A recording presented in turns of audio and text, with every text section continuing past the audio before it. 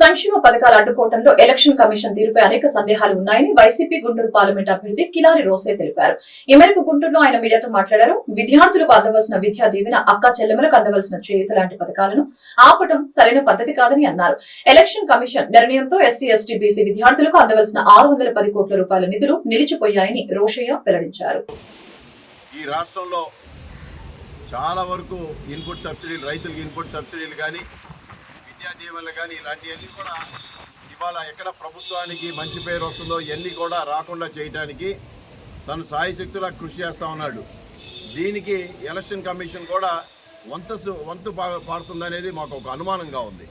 అది ఏదైతే ఇవాళ విద్యా దీవెన లేకపోతే రైతులకు ఇన్పుట్ సబ్సిడీలు 847 కోట్లు ఉన్నాయో, మరి విద్యా దీవెన కానీ లేకపోతే ఏదైతే ఈరోజు 600 కూడా ప్రజలకు ఉపయోగపడే ఇవన్నీ కూడా చదువుకునే విద్యార్థులకి వాళ్ళ విద్యా దీవెన కానీ, రైతులకు ఇన్పుట్ సబ్సిడీ ఈ టైం ఇస్తే రేపు వచ్చే టైంలో పంట మొదలుపెట్టే టైంలో పెట్టుబడి కింద ఉపయోగపడతాయి.